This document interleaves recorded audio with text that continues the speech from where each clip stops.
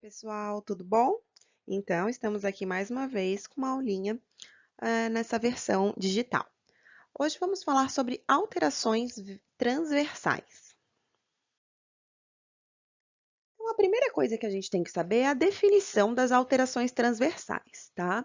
A gente tem a relação invertida do arco superior em relação ao arco inferior, tá? Isso quer dizer o quê? O arco superior, ele deve ser sempre maior, né, no sentido transversal, do que o arco inferior. Quando a gente não tem isso, a gente diz que essa relação está invertida. Então, o arco inferior, ele está maior que o arco superior, tá?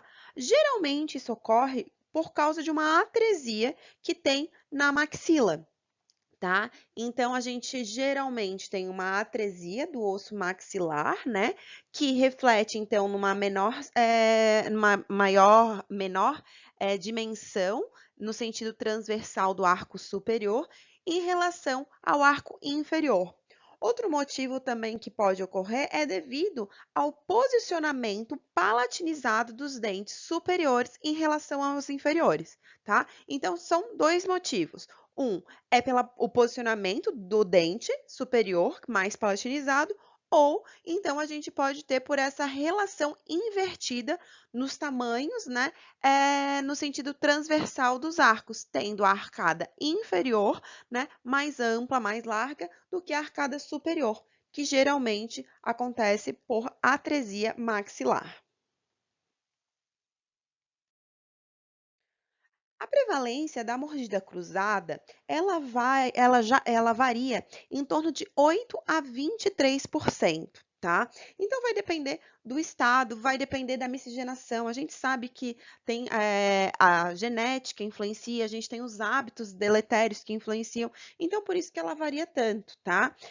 Geralmente a gente tem uma maior quantidade de casos posteriores unilaterais, tá? Então, se vocês olharem aqui embaixo, tá? A primeira gráficozinho aqui de pizza à esquerda, tá? A gente vê que a gente tem a opção de mordida normal, tá? Que tem a maior prevalência, em torno aí de 82%.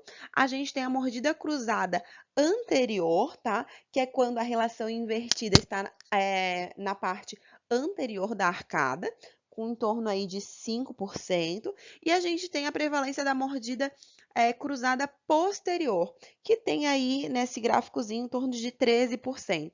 Então, entre as alterações transversais, a que maior tem a prevalência é a mordida cruzada posterior. E entre as posteriores, tá? O que a gente tem de maior prevalência é quando ocorre apenas em um lado. Quando a gente olha nesse gráfico aqui à direita, a gente vê que na parte posterior unilateral, então só em um lado, a gente tem uma prevalência de 6,45% dos casos, tá? Dessa pesquisa. Já posterior bilateral, isso quer dizer quando acontece dos dois ladinhos, é em torno aí de quase 3%, tá? E a mordida cruzada anterior, ela corre mais ou menos em 10% dos casos. Entre os fatores etiológicos da mordida cruzada posterior, tá? Os principais que a gente tem em relação à existência desse problema é a respiração bucal, tá? O ato de respirar pelo nariz, ele acaba fazendo uma modificação na região maxila, né? Então, o palato ele costuma ficar mais estreito, mais profundo. Então, isso tudo ajuda a cruzar, né, até a atresia maxilar e cruzar, então, essa região posterior. Outros são os hábitos deletérios, né? Como chupeta, dedo, muito tempo de mamadeira. Então, isso daí também faz a mesma coisa que a respiração bucal, ajuda a causar, então, essa atresia e a presença dessa mordida cruzada. Além disso, a gente não tem os problemas, né, congênitos, como a fissura palatina e outros problemas que causam, então, essa atresia da maxila.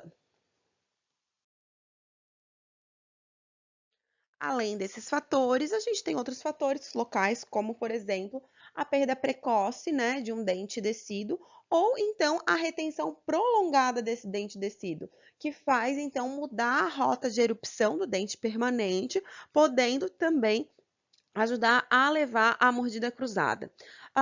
Outras maposições e interferências oclusais também são um motivo, assim como a falta de espaço nos arcos dentários, tá? Que também podem levar à mordida cruzada posterior. Então, quanto à mordida cruzada posterior, a gente tem algumas classificações. São elas a funcional, dentoalveolar ou esquelética. A gente considera uma alteração funcional quando as interferências dentárias elas resultam então no desvio mandibular. Esse tipo de maloclusão, né, esse tipo de problema, na verdade, ele acontece muito na dentição decídua por causa de algum contato prematuro dos dentes decíduos, tá? Então, quando a gente acaba manipulando o paciente na central, a gente acaba vendo que é esse contato prematuro que faz ele fazer esse desvio da mandíbula, tá? Então, nesses casos, se a gente faz um desgaste seletivo ou uma pista plana, que é um incremento de resina, para que não ocorra mais esse desvio, a gente consegue resolver o problema sem ter que interferir com algum tipo de aparelho, tá? Então, é importante quando acontece essa maloclusão, né? A gente avaliar se a classificação dela não pode ser devido a esse contato prematuro. E daí a gente manipula, né? E verifica se realmente há ou não esse contato. E se tiver esse contato, a gente resolve ele da melhor forma possível, ou com desgaste, ou então a gente faz o incremento de resina. Outra classificação, tá? É a dentoalveolar. Isso ocorre quando um ou mais dentes, a gente acaba tendo eles cruzados, porém não tem envolvimento do osso, né? Então, por exemplo, um molar, ele apresenta-se mais, o molar inferior, ele apresenta-se mais para lingual. E isso faz que a gente veja o molar superior em posição de mordida cruzada, como ali na fotinho, tá? Então, às vezes, o problema pode não ser na arcada superior, pode ser uma lingualização desse molar inferior que está causando, então, esse problema, tá? Já na classificação esquelética, aí só para complementar ali, e também pode ser o quê? A posição do osso tá toda certinha na arcada superior, mas por algum motivo, algum contato prematuro, o dente molar superior, ele acaba vindo de uma maneira mais lingual, mais palatinizada, tá? E isso pode gerar também essa maloclusão do local, tá? Quanto à classificação, então, esquelética, vamos nela. Ela existe quando a gente tem um problema esquelético entre a maxila e a mandíbula no sentido transversal. Isso quer dizer que a gente tem um problema de desenvolvimento entre maxila e mandíbula, né? Que acaba tendo um desequilíbrio na oclusão, tá? E pode ser também unilateral, bilateral, anterior, posterior, né? Mas, obrigatoriamente, quando a gente tem um problema esquelético, é que a arcada está com um problema no sentido transversal entre os ossos, tá? Os ossos mandibular e maxilar, eles não estão com a relação adequada. Aqui vocês podem ver, né, duas fotinhos, tá? Nessa dentoalveolar, percebam que a gente tem os molares inclinados para lingual. E isso faz o quê? Que às vezes a gente tenha uma condição de atresia, mas não por um problema ósseo, e simplesmente por um problema de má posição dental, tá? Já na arcada com problemas esqueléticos, vocês percebam que os molares eles estão com a inclinação correta, porém a arcada ainda está pequena em relação à mandíbula, né? Então quer dizer que a maxila ela está atrésica em relação à mandíbula e por isso é um problema esquelético. Quanto à localização da alteração, a gente pode ter quanto anterior, posterior unilateral, posterior bilateral, ou então a gente pode ter total. Aqui, então, uma mordida cruzada anterior. Vocês percebam que a mandíbula acaba escondendo, né? Os incisivos inferiores acabam escondendo os incisivos superiores. Então, a gente tem uma relação transversal incorreta na região anterior da arcada. Quando a gente tem uma mordida cruzada unilateral posterior, acontece o quê? Um problema localizado na região posterior, porém apenas de um lado da arcada. Isso quer dizer que um lado está com essa relação invertida e o outro ele está com a relação correta, tá? Então verifiquem aqui nas fotinhos, a gente tem as duas fotos, o lado esquerdo e tem a relação invertida, né? A mandíbula, ela está mais larga, né, do que a maxila. Já na relação mordida cruzada posterior bilateral, a gente tem um problema dos dois lados da arcada, tá? Então, a gente tem uma atresia total dessa maxila. Vocês podem ver pela foto 1 e pela foto 2, né? Então, toda essa região posterior, de ambas as fotos, de ambos os lados, a gente tem esse problema. E já na mordida cruzada total, é que quando tanto a região posterior quanto a região anterior, a gente apresenta relação invertida, tá? Então, ela é uma condição um pouquinho mais difícil de vocês verificarem, né? Então, muitas vezes vocês vão ver poucos pacientes com essa condição, né? Mas é uma condição bem que precisa ser tratado o quanto antes, porque os problemas tendem com o crescimento finalizado a serem graves, né? Incomodar bastante o paciente, com uma estética desagradável, com a mastigação complicada, com a fonação complicada, tá? Mas felizmente são poucos os casos que a gente acaba pegando desse tipo de paciente. Quanto aos objetivos do tratamento ortodôntico, a gente pode dizer que remover as interferências, né, para que normalize-se a função e o crescimento, tá? A gente também tende a corrigir as desarmonias ósseas e melhorar a respiração nasal, tá? Então, a gente acaba tirando esses problemas, né? O quanto antes a gente age, a gente acaba evitando que esses problemas eles se consolidem, né? E evita problemas mais sérios no futuro, além de melhorar bastante a respiração. É fundamental que a gente lembre que a mordida cruzada, ela não se autocorrige, tá? Então, não é simplesmente, não, ele usava chupeta, vou tirar a chupeta que vou resolver o problema. Ah, ele chupava dedo, vou tirar o dedo que vai resolver o problema. Não é simples assim, tá? A mordida cruzada, uma vez instalada, ela não se autocorrige. O que a gente precisa fazer o quê? É tratar na época adequada. Quando a gente trata mais precocemente, tá? Então, qual que é a idade correta desse tratamento? Durante a dentição mista é a época que a gente considera mais adequada, tanto pelas questões biológicas quanto pelas questões emocionais do paciente. A correção ela é mantida durante a dentição permanente. Quando a gente acaba não fazendo essa correção nessa época, a gente já pega o quê? O final de crescimento ou então o crescimento já totalmente finalizado, tá? E a gente acaba não conseguindo ter uma estabilidade do tratamento, não tendo uma garantia, então, que a finalização do caso vai ser estável.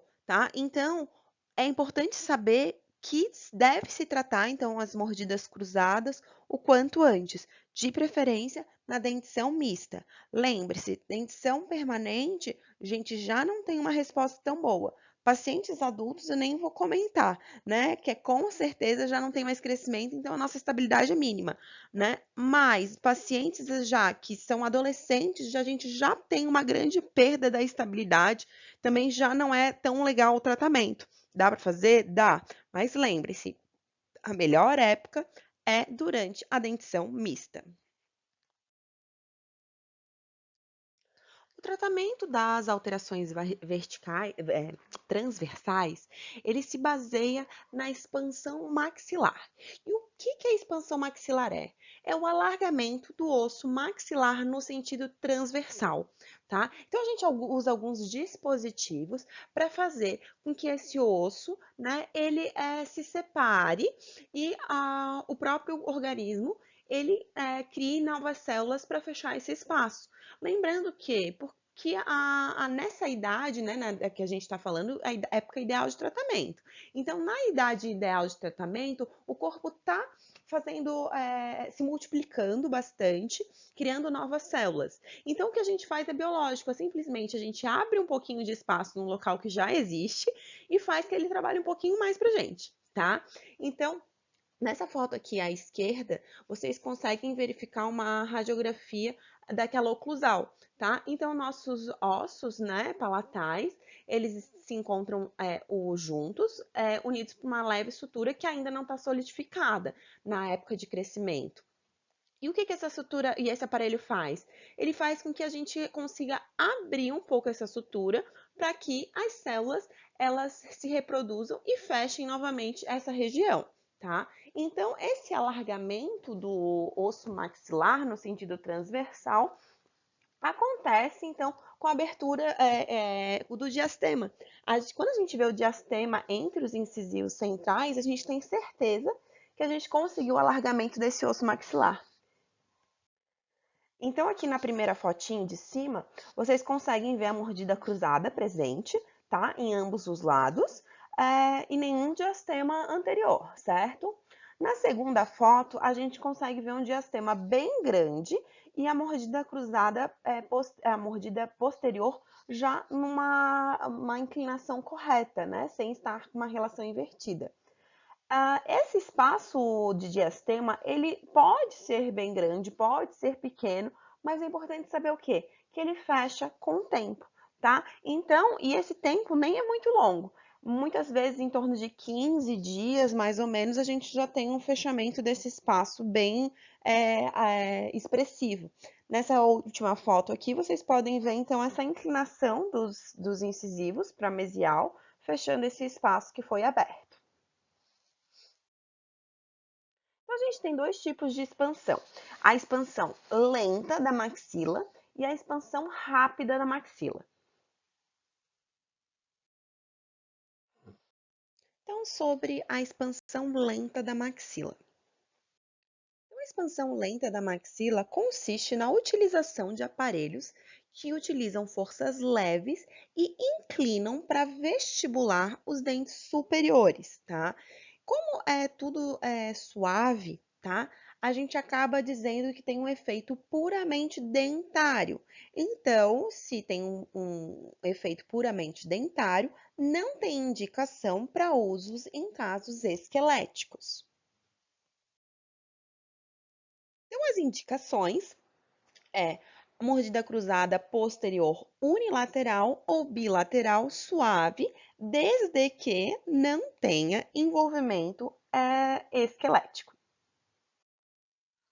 A gente contraindica esse tipo de expansão, tá? Quando a gente tem pacientes que não são colaboradores, né? Quando a gente precisa ganhar um perímetro do arco, ou quando a gente tem, então, um envolvimento esquelético com atresias maxilares severas. Nos casos de expansão lenta da maxila, geralmente a gente opta por utilizar um aparelho removível com um aparelho expansor, com a parafuso expansor, tá?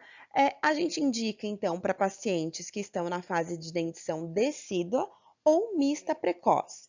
E a conduta clínica é a gente fazer 1/4 de volta por semana.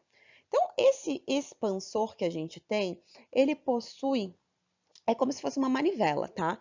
Para a gente dar uma volta completa, a gente tem que fazer 4 movimentos de ativação, tá? Então, a gente diz que 4 ativações completam uma volta. Essa volta é em torno de 1 milímetro de espaço que a gente consegue abrir.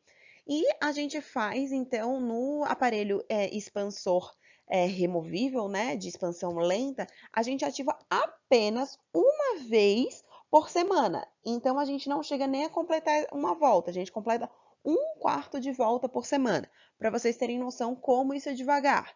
Se a gente faz 1 milímetro a cada volta, então a gente tem 0,025 milímetros por semana, tá? Então, qual que é a grande vantagem desse aparelho?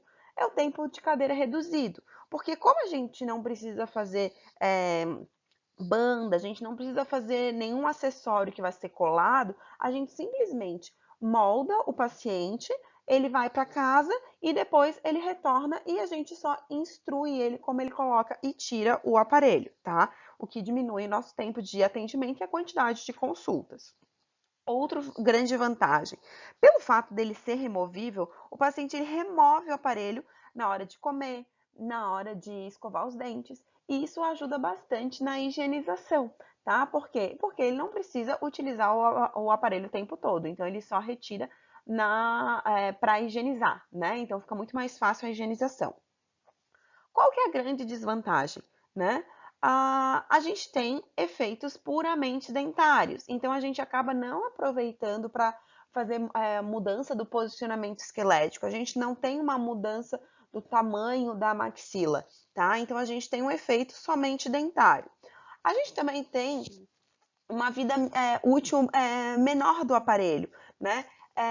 Muitas vezes acaba que eles perdem, eles quebram, então esse aparelho ele acaba se tornando, por ser removível, ele tem seus grandes defeitos, que é o paciente às vezes também não utiliza, né? Então a gente precisa da colaboração do paciente para que ele utilize sempre e cuide para não perder, para não amassar. E além disso, como é um aparelho utilizado na época de dentição descida ou mista, a gente pode ter o quê?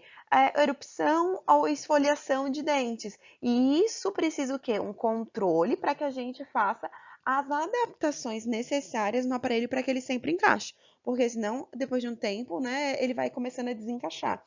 Então tem um controle bem próximo do paciente para a gente poder fazer isso, tá?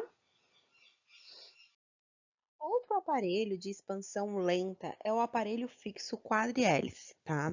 Ele é um aparelho um pouco mais difícil de confeccionar e difícil de ativar. Ele também tem indicação, então, para problemas dento-alveolares, né? Porque lembra, sempre que a gente está fazendo uma expansão lenta, a gente não está trabalhando esqueleticamente, a gente está trabalhando apenas dento-alveolarmente. Então, ele também tem indicação à fase decídua ou mista. A gente costuma ativar ele uma vez a cada 40, 60 dias. E diferente do expansor lento que funciona com aquele parafuso, e o paciente faz em casa, a gente orienta ele faz em casa, essa ativação ela obrigatoriamente acontece no consultório odontológico, feito então pelo ortodontista. A grande vantagem, então, desse aparelho é que é um aparelho fixo e a gente não precisa da colaboração do paciente. A desvantagem, né, é que a gente tem, então, apenas efeitos dentários e a confecção e a ativação é complexa. Então, vamos olhar aqui um pouquinho essa foto do aparelho, tá? Vocês percebem, então, que a gente tem uma banda, que é aquele anel que vai em torno dos dentes, ali nos molares, e esse aparelho, ele chama quadrihélice porque ele tem 4 hélicezinhas, tá? Se a gente parar para pensar, toda vez que a gente aperta uma hélice, né? Se a gente fizer o aperto da hélice, vai movimentar as pernas dessa hélice. A gente pode fazer com que elas fiquem mais divergentes ou mais convergentes quando a gente abre essa hélice, tá? E é isso que a gente tem que fazer quando a gente ativa.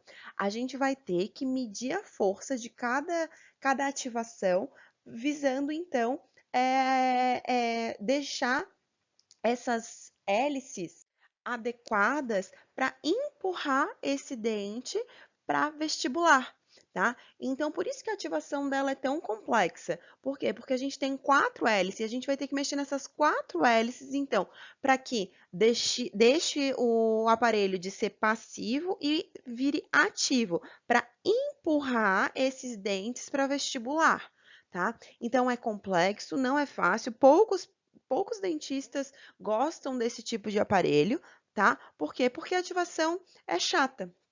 Então, é um aparelho que hoje em dia tem pouco uso, tá? Mas é importante vocês saberem que existe e como que é a ideia dele, tá? Mas não é um aparelho, não se preocupem que não é um aparelho que vocês vão utilizar na clínica de vocês. Esse é um aparelho utilizado apenas por especialistas em ortodontias, tá? Então não se preocupem com as ativações, como é que é feito. Vocês têm que saber que ele existe e qual que é o método dele, que é essa expansão lenta, pelo fato dele não promover expansão esquelética, apenas dento alveolar. Agora vamos falar da nossa queridinha, que é a expansão rápida da maxila. Então, a expansão rápida da maxila, a grande diferença é que ela usa uma força bem elevada e por um período curto de tempo. Por causa disso, ela causa um efeito ortopédico que abre a sutura palatina mediana e promove a expansão e criação de novo osso. Então, o nosso efeito é esquelético. Aqui, eu tentei linkar esse vídeo aqui na aula, eu não consegui, tá? Então, vocês coloquem aqui na internet, que vocês vão ver um exemplozinho ali de um vídeo mostrando, então, a abertura do expansor, tá? Tem 30 segundos o vídeo. Vou falar aqui um pouquinho, um breve histórico, só para vocês terem um pouquinho de noção de como que surgiu, então, a expansão rápida da maxila. Para vocês terem ideia, em 1860 foi nosso primeiro uso bem-sucedido do aparelho, tá? Então, um dentista, ele acabou utilizando o disjuntor maxilar em um paciente de 14 anos e relatou que tinha sido bem-sucedido. Esse procedimento, né, como era novo, diferente, nunca tinha sido tentado, ele acabou recebendo uma série de críticas na comunidade científica e os Estados Unidos decidiu que não deveria ser feito. Então, apesar de ter dado certo, todas as experiências dos Estados Unidos não poderiam ser, essa experiência dos Estados Unidos não poderia ser repetida. Na Europa, essa experiência acabou continuando ocorrendo, tá? E um professor, né, um pesquisador, ele acabou utilizando novamente, reintroduzindo novamente esse mesmo procedimento nos Estados Unidos. Esse estudioso, né, ele em 1958, então vocês podem ver, quase 100 anos depois, ele acabou defendendo uma tese na Universidade de Illinois, abordando a abertura, então, da sutura palatina mediana. Em 1961, ele acabou publicando um estudo, né, composto por uma fase experimental em animais e outra parte foi experimental em humanos, que consolidava a proposta de abertura da sutura palatina. E então foi verificado então os benefícios que essa possibilidade da expansão rápida da maxila oferecia, né? E a segurança que tinha-se ao fazer esse tipo de procedimento. Então vamos falar um pouquinho sobre as indicações e contraindicações da expansão rápida da maxila. Então a nossa indicação é pela atresia maxilar, né? Com ou sem mordida cruzada. Isso quer dizer o quê? Eu posso sim ter uma arcada atrésica, né? E prever que eu vou ter uma falta de espaço dental e que a expansão da maxila ela é benéfica, mesmo que ainda não tenha a mordida cruzada em si, tá? Então, tendo atresia maxilar, tendo essa lingualização dos molares superiores, eu já tenho uma indicação para fazer a expansão rápida da maxila, tá? Então, atresia maxilar, independente se tem ou não mordida cruzada, com certeza tem indicação para fazer a expansão rápida. Outra indicação, pacientes que têm fissura de lábio e palato. Esses pacientes, como vocês sabem, né, têm a formação da maxila diferenciada, né, com posições inadequadas de dente e possuem atresia maxilar devido aos seus problemas, né, em relação à formação do palato. Então, são pacientes, sim, que têm uma indicação para a expansão da maxila. A gente também indica a utilização de expansão rápida em pacientes adultos.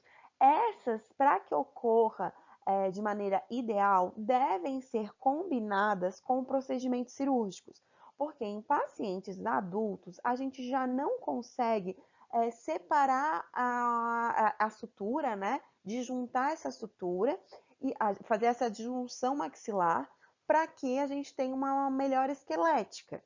Então, por isso que a gente considera que pacientes adultos devem ter a expansão rápida da maxila, combinada com procedimento cirúrgico que rompa essa sutura para que a gente possa fazer essa movimentação.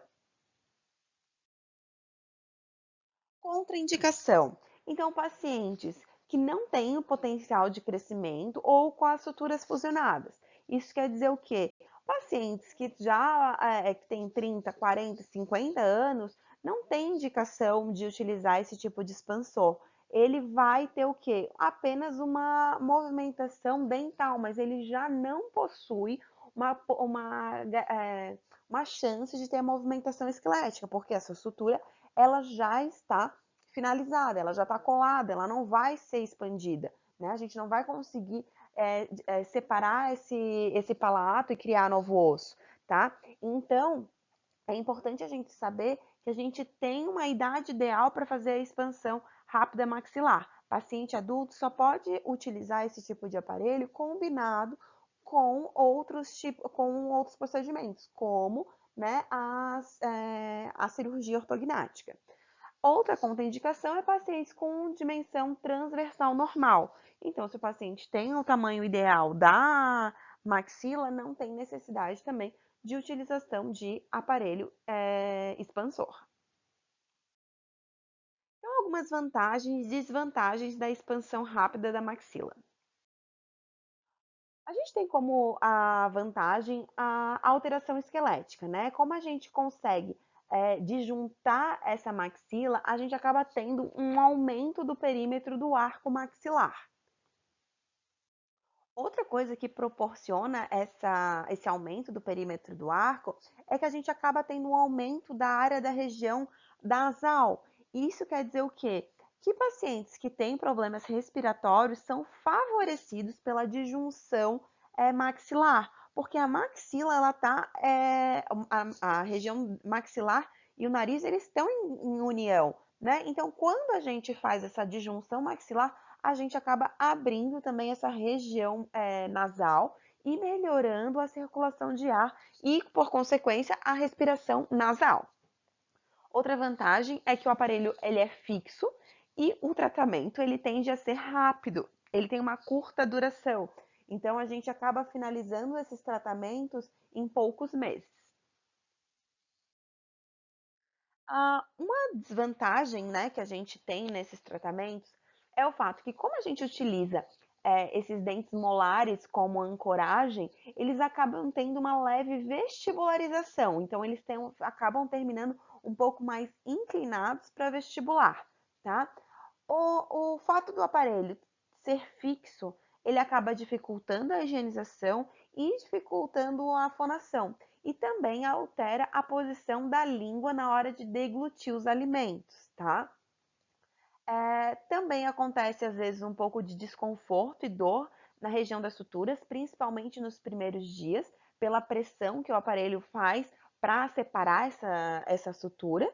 E a gente acaba tendo também possibilidade de lesão na mucosa palatina pelo contato do aparelho. Às vezes também a gente acaba tendo a marca do aparelho na língua do paciente, tá? Essa marca, ela pode sumir depois que a gente retira, ou às vezes tem pacientes que ficam ainda durante um tempo com essa marca, ou às vezes até ficam para sempre como uma cicatriz, tá? Mas nada que incomode ou que machuque, né? Mas às vezes acaba, alguns casos, tá? Poucos, mas ficando como uma recordação do aparelhinho.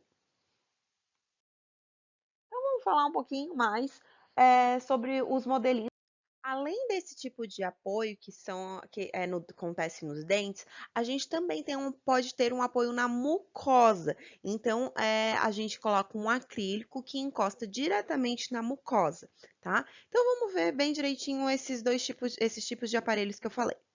O que eu considero a grande desvantagem desse aparelho é que o fato que ele está encostando ali no palato, na mucosa, né, ele acaba às vezes causando um pouquinho de incômodo para o paciente, um pouquinho de inflamação. Então acontece de entrar às vezes um pouco alimento ali e inflamar aquela região, né, causando às vezes um pouquinho de sangramento, um pouquinho de mau cheiro. Então ele é um aparelho bem legal, mas tem que ver se é realmente necessário o uso do suporte mucoso, né? Porque a gente sabe que ele tem uma tendência maior a inflamar, ele é um pouquinho mais chato de higienizar. Esse daqui chama o disjuntor palatino de Hirax. Ele, diferente do RAS, ele é apenas dento suportado. Ele não apresenta acrílico na sua estrutura. E por isso eu acho mais fácil de higienizar e não ocorre tanta inflamação ou mau cheiro na utilização dele, tá? Mas os dois são ótimos aparelhos, os dois funcionam com a mesma ideia, né, de abrir, de juntar a sutura palatina, né? A diferença é que um acaba tendo apoio apenas dente suportado e o outro tem apoio muco dente suportado. Essa tendência a abrir a mordida acaba sendo ruim para os pacientes que possuem, então, esse crescimento vertical, né? Porém, é muito benéfico para pacientes que possuem sobremordida ou possuem crescimento facial horizontal, tá? Então, por isso que a gente sempre tem que fazer, na escolha do aparelho, avaliar não somente intraoralmente, a gente tem que avaliar o perfil facial, na sua análise facial, o seu padrão de crescimento para poder fazer a escolha correta do aparelho. Então, a Hirax, Haas, McNamara, todos eles têm indicação, tá? Quando a gente tem algum problema de mordida cruzada posterior esquelética. E eles podem ser utilizados tanto na dentição decídua, quanto na mista, quanto na permanente. Lembrando que quanto mais novo for o paciente, melhor. Então, um paciente com 13 anos que tem a dentição permanente vai ter um resultado com certeza muito melhor do que um paciente que já seja um adulto jovem, com 20 anos, tá? Então, a gente sempre tem que ser criterioso, né, em escolher o tipo de tratamento e saber o prognóstico para cada paciente. Então, qual que é a nossa conduta, tá? Então, a gente utiliza na dentição descida ou na mista precoce, isso quer dizer o quê? Na mista com a fase intertransitória ou até a mista na primeiro período transitório, a gente acaba utilizando o quê? Um quarto de volta pela manhã e um quarto de volta à noite. Na dentadura permanente, a gente pode sim utilizar a mesma conduta da dentição decida ou mista. Ou a gente pode acelerar um pouquinho mais, que seriam 2 quartos de volta pela manhã e 2 quartos de volta à noite. Se perguntarem para mim qual que é a que eu gosto de utilizar, eu gosto de utilizar um quarto de volta de manhã e um quarto de volta à noite, independente se é decídua, mista ou permanente. Por quê? Na minha visão, é mais confortável para o paciente. nosso tempo de ativação, né, o tempo de tratamento não muda tanto se eu escolher utilizar uma ativação que é rápida, mas que é um pouquinho mais lenta do que a outra, tá? Então, na minha visão, é mais confortável para o paciente a um quarto de volta, tendo duas ativações diárias, uma de manhã e uma à noite. Daí vão perguntar: ah, precisa ser no mesmo horário? Precisa ser de 12 em 12 horas? Precisa ser perfeito? Não. A gente faz essa divisão, fala uma manhã e uma noite, para o paciente ter uma referência, tá? Mas se ele fizer um dia ao meio-dia e outro dia, e no mesmo dia fizer às 18 horas, não tem problema nenhum, tá? Mas a gente acaba dizendo isso para quê? Para ficar com maiores intervalos e ele ter mais conforto, né? Não acabar não incomodando na ativação. Como eu falei, os primeiros dias de ativações acabam sendo um pouquinho mais doloridos até fazer esse rompimento da sutura. Depois a gente acaba tendo um resultado de conforto muito mais tranquilo. Então, como é que a gente vai fazer na clínica? Na clínica, no primeiro dia, quando a gente inicia o tratamento, tá? A gente vai avaliar ortodonticamente e solicitar a documentação do paciente. A gente vai fazer todos os procedimentos de clínica geral e depois da liberação do professor da clínica geral, aí sim que a gente vai para a parte ortodôntica. E vamos definir, então, com o professor da ortodontia, como é que vai ser esse tratamento. A gente vai definir, então, qual vai ser o tipo de aparelho, né? O laboratório que a gente vai utilizar e verificar o pagamento do aparelho. Esse aparelho, ele deve ser pago pelo paciente, tá? Então, a gente sempre, antes de começar qualquer procedimento, a gente tem que ir lá verificar o valor desse aparelho, conversar com o paciente, ele autorizar, então, que a gente faça, para que ele efetue o pagamento e a gente mande para o laboratório. Não adianta a gente começar tratamentos que não vão ser pagos, tá? E o pagamento é feito, então, pelo paciente. Algumas pessoas falam, ah, não, o paciente não tem dinheiro, posso ajudar? Aí vai de pessoa para pessoa. Mas o que a gente tem é o quê? A gente passa o valor para o paciente, a gente não cobra nenhum custo dele de tratamento, mas o custo laboratorial, ele que tem que fazer. Assim como ele também, obrigatoriamente, tem que fazer a pasta ortodôntica para que a gente possa tratar ortodonticamente. Então, a primeira coisa que a gente faz é definir que tipo de aparelho que a gente vai utilizar. Definido o tipo de aparelho, a gente vai ver qual que vai ser os procedimentos que a gente vai ter que fazer. Basicamente, quando a gente tem o aparelho McNamara ou expansor removível, a gente faz moldagem da arcada superior, moldagem da arcada inferior e registro da mordida em cera. São esses três procedimentos que a gente faz e manda para o laboratório, para que eles confeccionem um aparelho mais perfeito possível. Eu, particularmente, gosto de fazer o registro em cera para facilitar, então, o laboratório a ver a altura, por exemplo, oclusal, né, da cobertura, tá? Para que a gente não tenha que fazer muitos ajustes ou desgastes em clínica.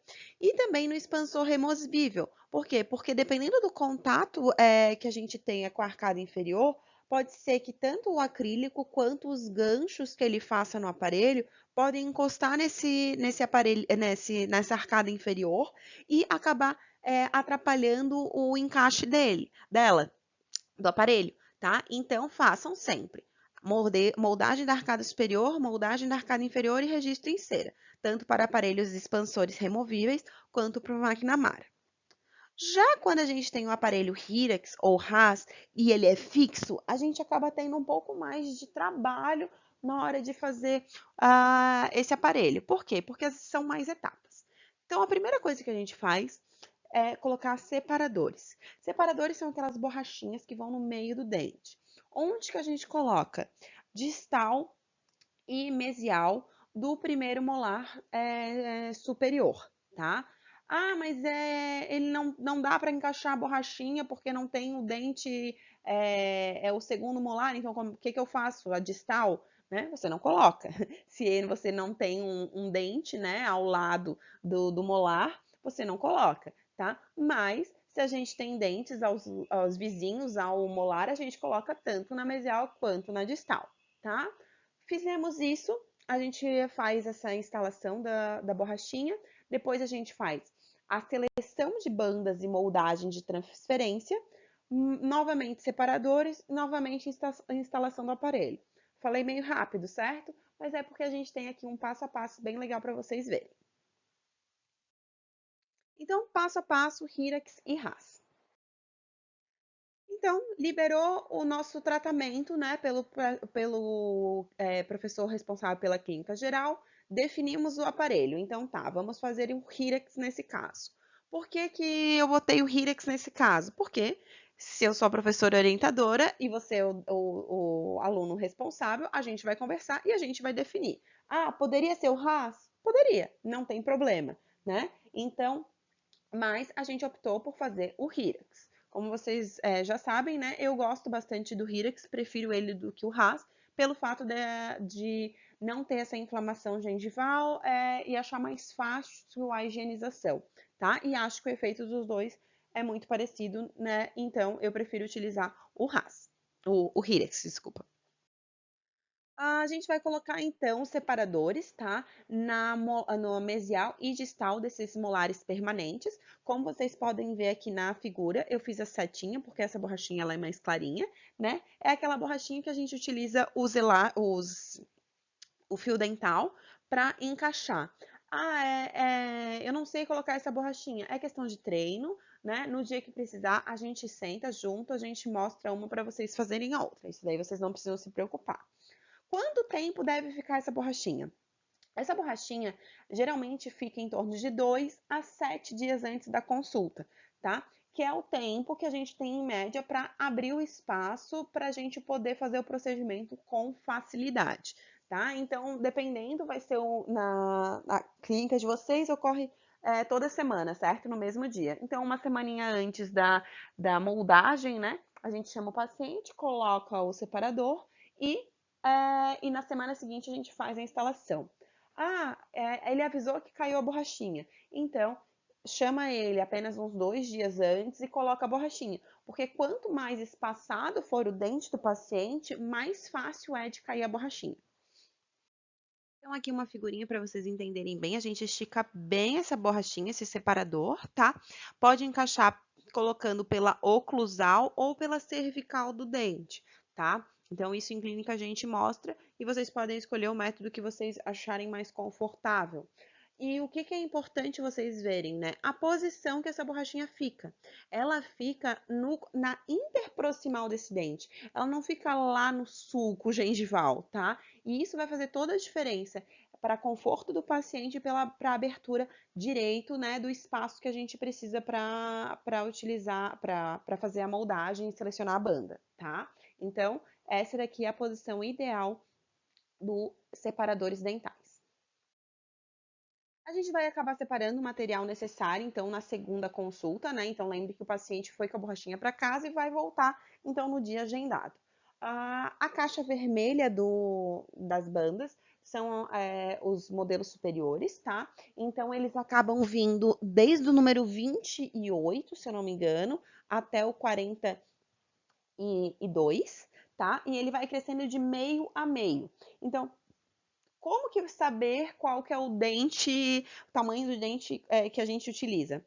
Tentativa e erro, né? Óbvio que com o tempo a gente vai adquirindo experiência e vai percebendo se o dente tem tamanho mediano, tamanho pequeno, tamanho grande, né? Então, tamanho médio, sim, só para vocês terem uma noção, é por volta de uns 36. Então, muitas vezes eu começo por volta dos 36 para a gente ver, para eu ver, né, se o dente é muito maior ou muito menor. Mas a gente, isso com a prática, vai pegando, tá? A gente separa, então, a sacabanda, o mordedor, a alavanca, as moldeiras, o grau e as espátulas, tá? Então, caixa de banda superior,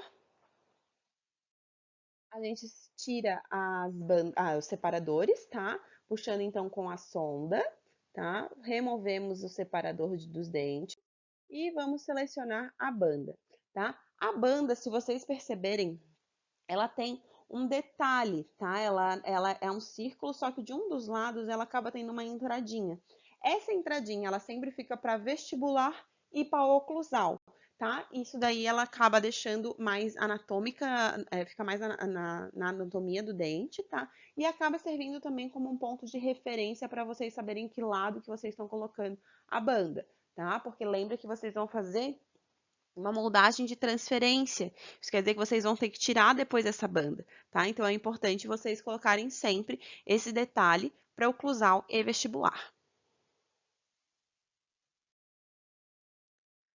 Vocês então vão colocar essa banda, tá? E caso vocês percebam que ela ficou adaptada, né? Vocês vão, após encaixar ela, né? Vocês comecem a utilizar então o mordedor, né? E fazer que o paciente morda para ir encaixando essa banda bem direitinho no dente. Então vocês colocam na região mesial, colocam na posição vestibular e vão pedindo, morde. Daí o paciente mordeu, muda a posição desse calcador, morde de novo, muda a posição, morde de novo, até essa banda encaixar certinho.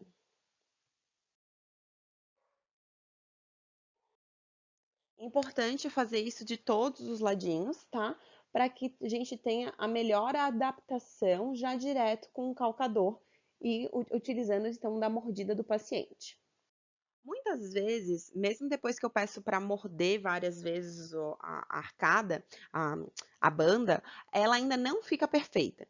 E por isso que a gente tem aqueles outros acessórios, tá? Então a gente tem aqueles outros calcadores, né, que vocês compraram, que é para fazer o quê? A gente fazer a pressão com o próprio material, com a própria alavanca, com a nossa pressão de mão mesmo, né? A gente não pede para o paciente morder. A gente posiciona a peça, o instrumental, em contato com a banda e faz uma pressão manual para que a gente finalize a conformidade da banda, tá?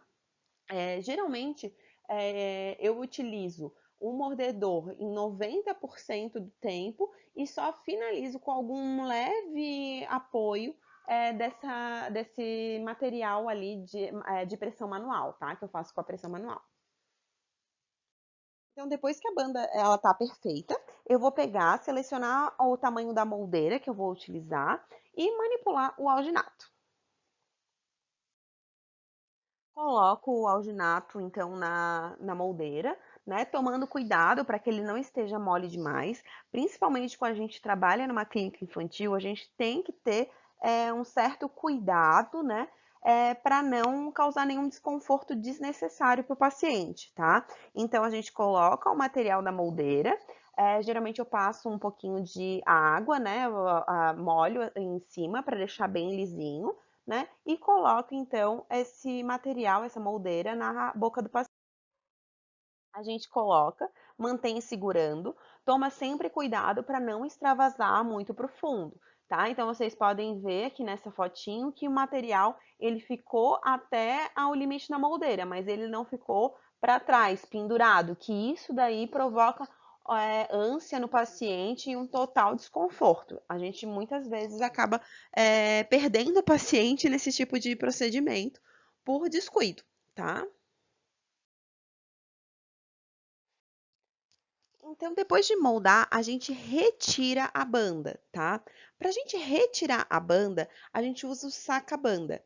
A gente acaba apoiando, então, a parte onde tem o silicone na região oclusal e a parte metálica na parte cervical da banda.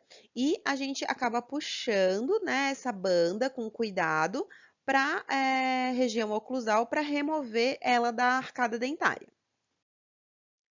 Tiramos com cuidado, tá? Sempre prestando atenção na posição da banda, porque a gente vai transferir essa banda para a arcada. A gente deixa na arcada exatamente na mesma posição que a gente estava com ela em boca.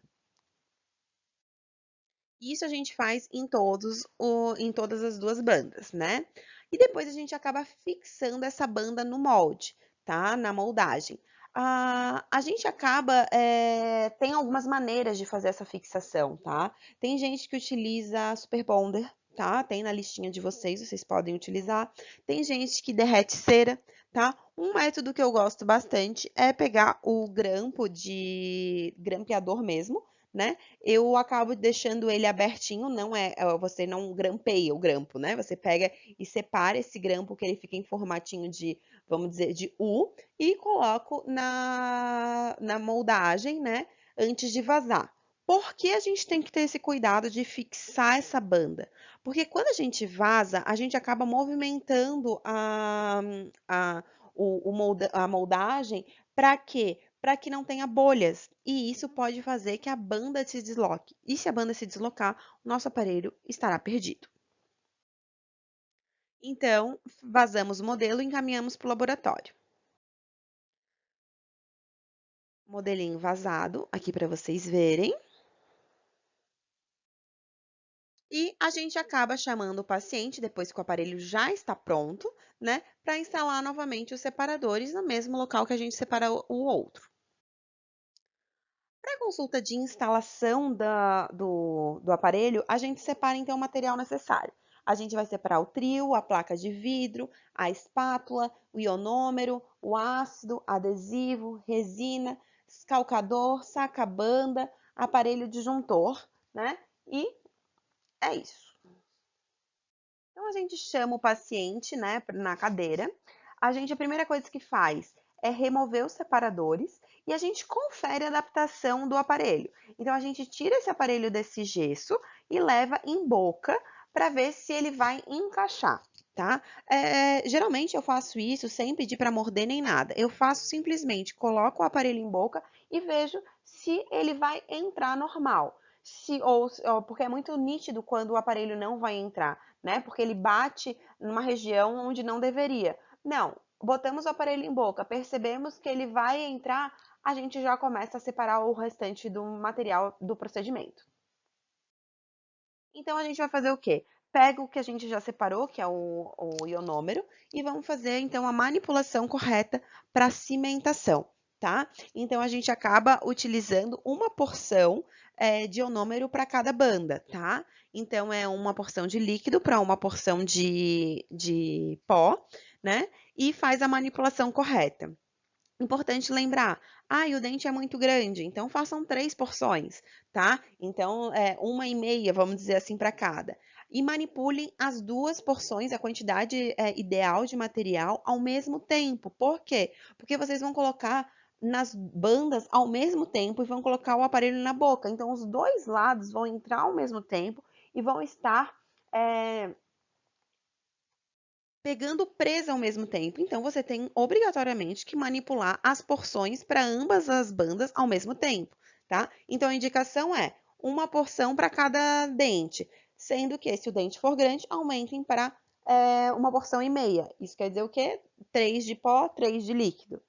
Manipulamos, deixamos na consistência ideal. Vamos colocar, então, dentro do aparelhinho da banda, né? E em boca. A gente leva em boca e pede para o paciente morder até o ajuste total de ambos os lados.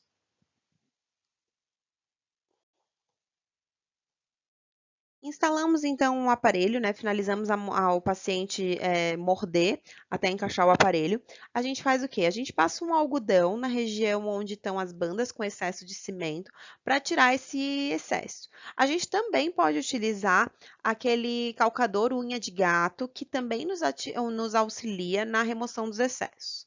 Outra coisa, a gente pode utilizar então um ácido resina para colocar na parte onde encosta essa alça metálica na palatal dos dentes, tá? Então, em alguns casos se usa na palatal, em alguns casos se usa nesse apoio vestibular que fica. Então, é sempre importante avaliar qual que é o local que melhor dá segurança para esse modelo do aparelho. Tá? Então, vocês podem ver que nesse aparelhinho aqui, o laboratório ele criou essa alça tanto na parte palatal quanto na parte vestibular.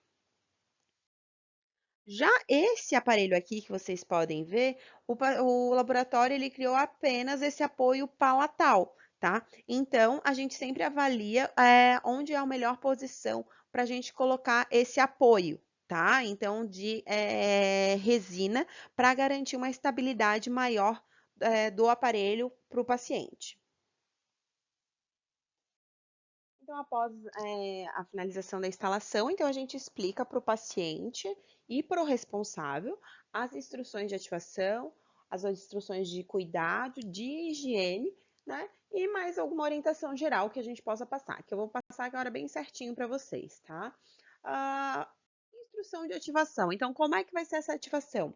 Um quarto de volta de manhã e um quarto de volta à noite? Qual que vai ser o nosso protocolo, né? É importante mostrar para ele como é que se ativa, tá? A gente tem essa chave, que é essa azulzinha, geralmente, tá? Às vezes vem uma chavezinha menor, daí a gente costuma colocar num fio dental para não correr de perder, tá? Essa chave a gente encaixa bem no meinho do expansor e gira essa chave em direção aonde a setinha aponta, tá? Eu digo que é para não esquecer, é em direção à goela, lá para trás, tá? Vocês, quando tiverem com o aparelho em mão, vai ser muito mais fácil de visualizar, tá?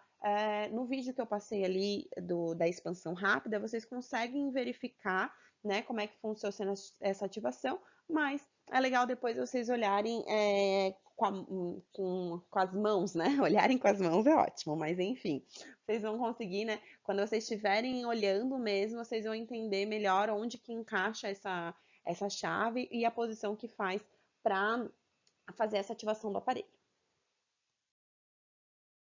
Então, depois que a gente passou as orientações certinhas, a gente vai marcar uma próxima consulta. E essa próxima consulta, a gente vai avaliar a expansão. Se foi o suficiente ou se é necessária maiores ativações, tá?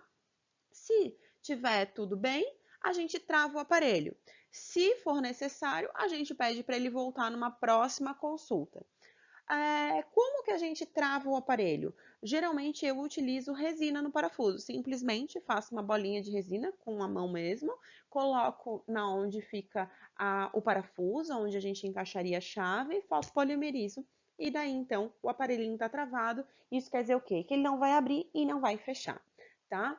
Após então travar esse aparelho, o paciente ele tem um acompanhamento mensal, uma vez ao mês, para a gente verificar se está tudo certo, e deixa-se o aparelho travado em boca 4 a 6 meses, tá? Então, antes de travar esse aparelho, as consultas dele são semanais. Após travar o aparelho, ele vai uma consulta mensal. E após o travamento é que a gente começa a nossa contagem regressiva para a remoção desse aparelho, entre 4 e 6 meses. Eu sempre tento deixar por volta de 6 meses o aparelho em boca. Em relação aos cuidados gerais, tá? Então é importante a gente explicar para o paciente o cuidado que ele tem com a chave, né? É difícil de acontecer do paciente deglutir ou aspirar, mas mesmo assim a gente tem que pedir para ele tomar o maior cuidado possível. Quando a gente dá essa chavezinha azul que vocês podem ver embaixo, fica mais fácil, porque o paciente é maior, então é mais fácil de ver, é mais difícil de acontecer qualquer tipo de problema. Agora, em alguns casos, junto com o expansor que é mandado pelo laboratório, né? Essa chave, vem essa chavezinha menor, que é a primeira dessa fileira. Aí, sempre que vier essa chave aqui, vocês têm que amarrar um fio dental bem comprido. Para quê? Para que no caso de ocorrer algum tipo de problema, né, a mãe ou o próprio paciente consiga puxar esse fio dental e não acontecer de engolir ou aspirar essa chave, tá? Não esquecer de avisar que o paciente precisa esperar 30 minutos antes de comer e tomar qualquer tipo de líquido. Por quê? Porque o ionômero de vidro ele é autopolimerizável e ele demora 30 minutinhos para conseguir tomar a sua presa. Então, temos que fazer esse pedido, esse cuidado, porque senão esse material ele não vai ter a presa ideal e vai cair com maior facilidade o aparelho. É também importante lembrar o paciente desse desconforto inicial que o aparelho promove, porque eu costumo brincar que o paciente a língua dele morava numa mansão.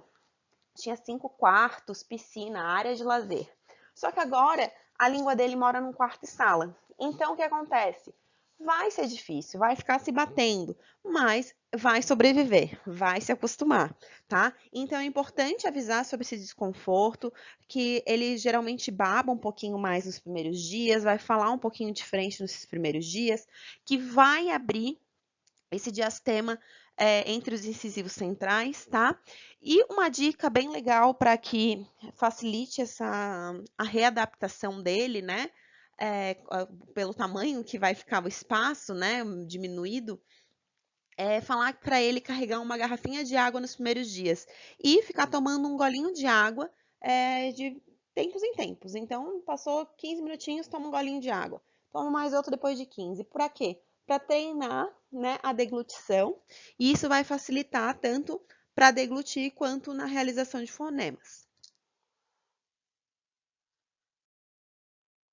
A gente tem que também avisar os cuidados sobre a alimentação. Então, evitar alimentos muito pegajosos, alimentos crocantes, evitar bala, chiclete, coisas que possam grudar no aparelho. Porque muitas vezes acontece do paciente utilizar coisas que grudam no aparelho e ele vai lá, coloca o dedo para tentar remover esse alimento e acaba fazendo uma pressão que ajuda a quebrar o cimento e a descolar o aparelho da boca, tá? Então, evitar tudo que possa promover, então, problemas, tá? Evitar também coisas muito duras que possam acontecer de quebrar, então, esse cimento. E orientar sobre a higiene, né? Tem que caprichar na higiene, tem que passar o fio dental, tá? Tem que fazer a escovação do aparelho, né? E pode também utilizar bochechos para ajudar a remover a sujeira que fica no aparelho.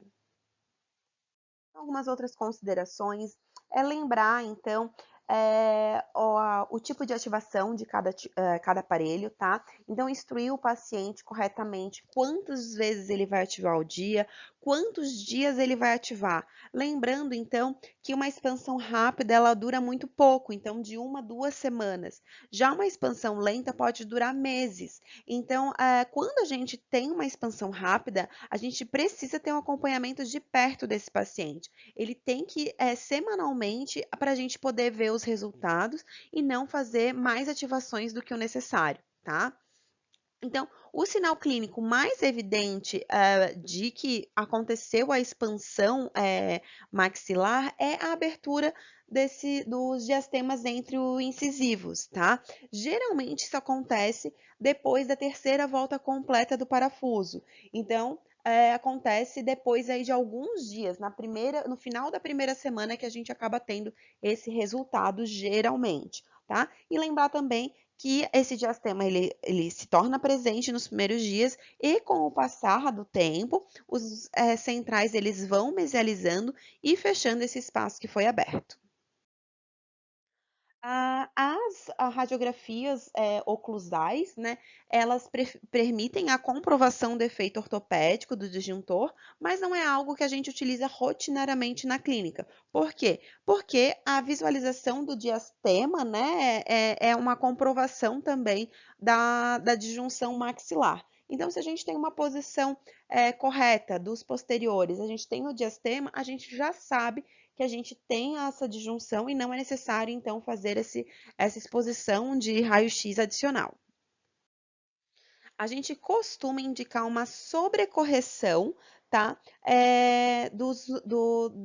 Da parte posterior. Isso quer dizer o quê? As cúspides linguais dos molares superiores, elas devem tocar as cúspides vestibulares do molar inferior. Então, lembrem-se que eu falei que a gente acaba tendo uma vestibularização dos molares e um pouquinho de extrusão. Depois que a gente remove o aparelho, a gente acaba tendo uma lingualização leve desses dentes. Por quê? Porque eles estavam com essa vestibularização acima do que é o ideal, tá? Então, a gente sempre tem que fazer essa sobrecorreção para compensar esse posterior ajuste que tem a posição dos molares, tá?